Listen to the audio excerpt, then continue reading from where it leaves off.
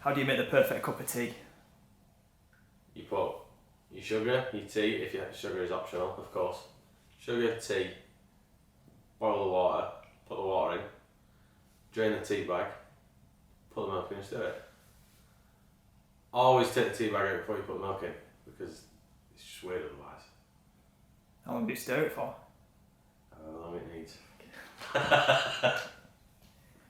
If you could open a show for any artist, who would it be?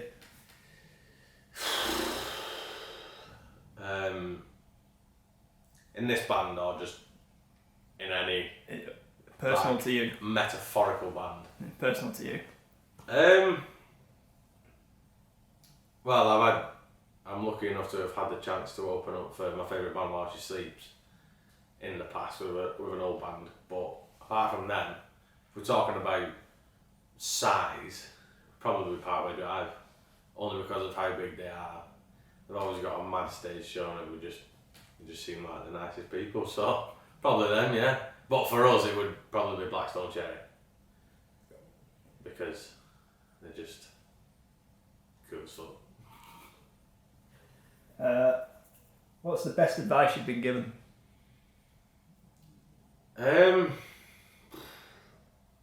Just always be yourself, just stay true to yourself.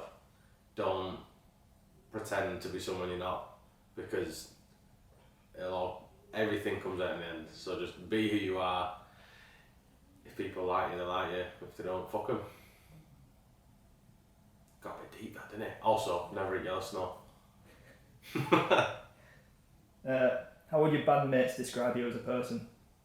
It's fucking loud, boisterous, always on top note. I like to think I'm hilarious. They might not think that, but I think I'm hilarious. And that's all that matters, as long as I make myself laugh.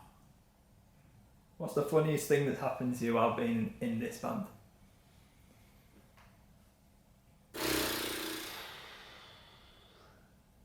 Funniest thing that's happened to me? I can't really think of anything funny, because I'm usually the one doing the funny shit. So I'll go with the most eventful things.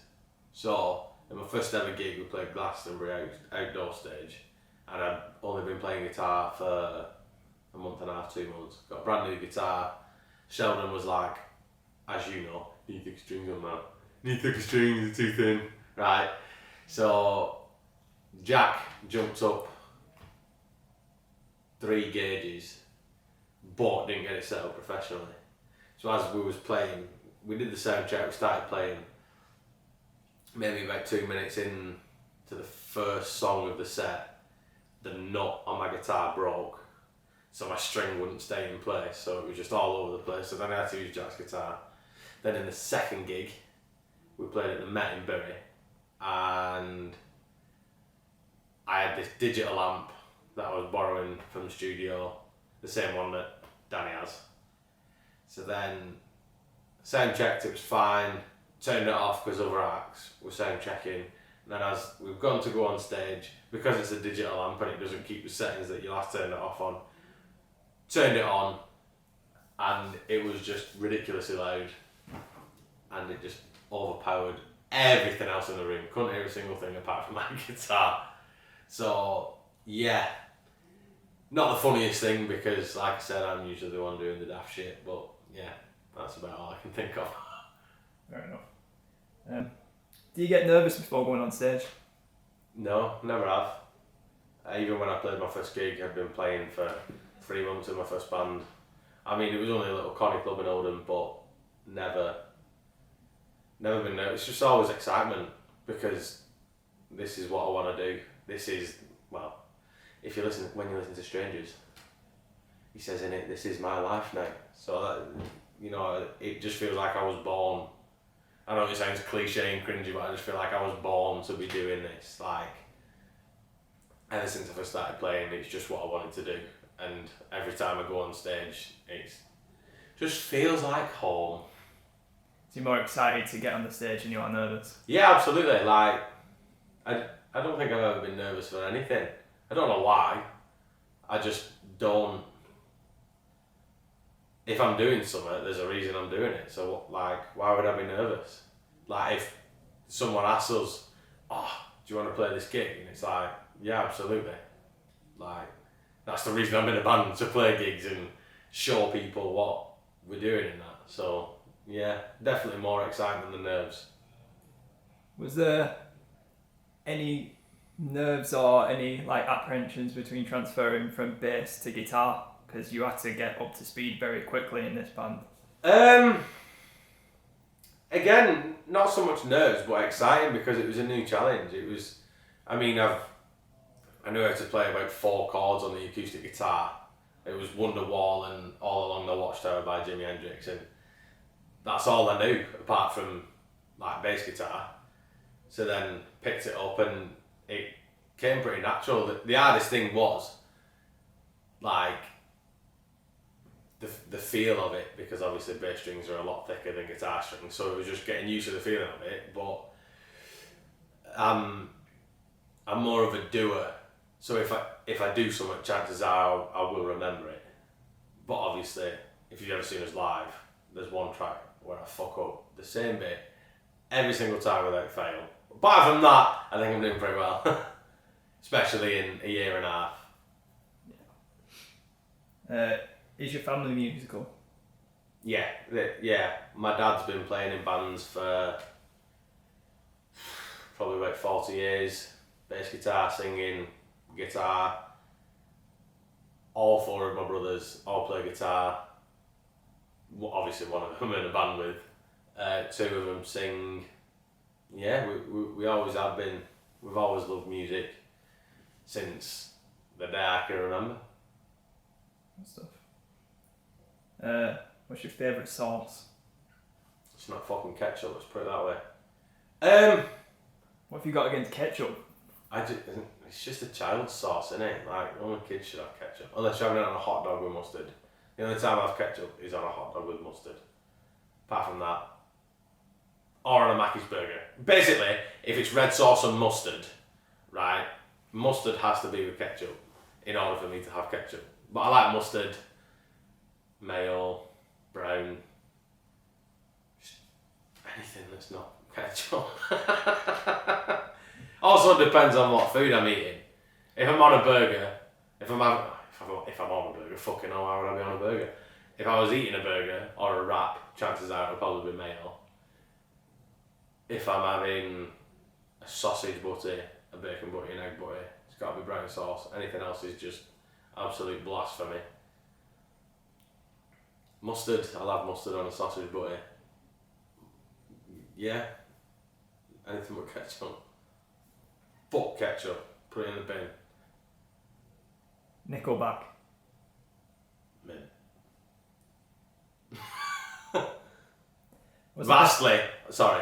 Vastly underrated. I think everyone who hates Nickelback just needs to grow up, because there is absolutely nothing wrong with them. Yeah, they did a cringy song, Rockstar, but I agree. yeah. Fuck them. What's the best venue that you've played at? Now we're talking. Locally, Club Academy. Every time I've played there, I've loved every second of it. Further afield, probably the Underworld in Camden, when we went on tour with Blaze in my old band. It's just one of them venues that it's not a huge venue, but in terms of the history of it and who's played there when they've been making their way up, so it's like a massive venue for aspiring musicians, but it's only like 450 cap, probably the same size capacity of Club Academy, but just everything about it. When we played there, it was just mint. The sound was mint. The crowd was awesome, and it was just something to tick off the bucket list. What do you do for work outside of music?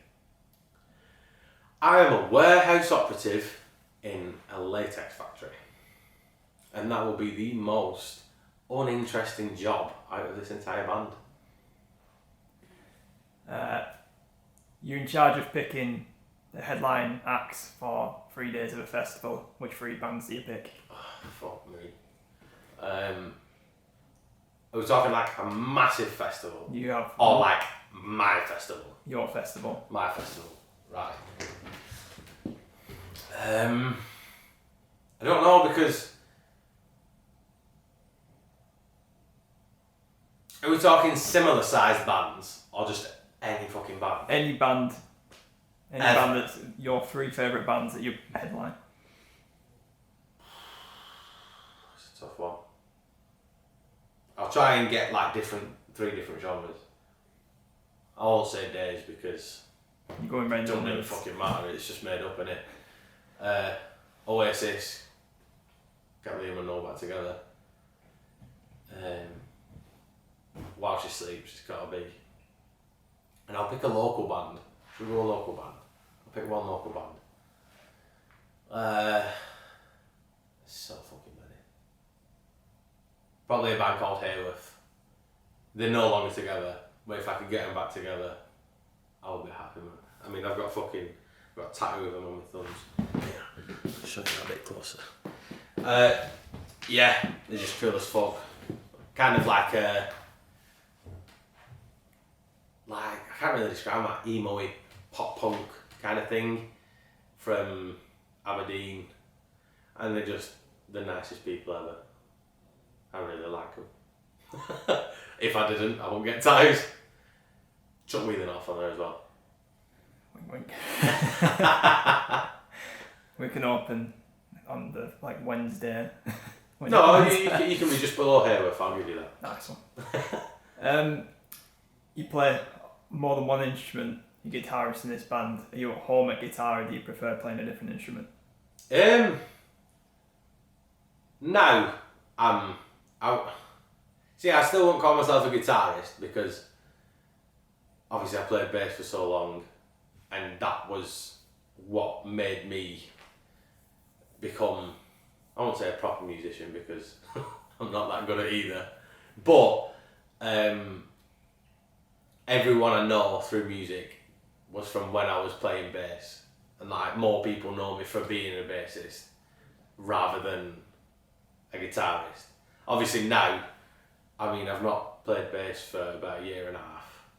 Like, the bassist Sheldon, he set my bass up the other day. It's just been sat in my bedroom in its case for well over a year.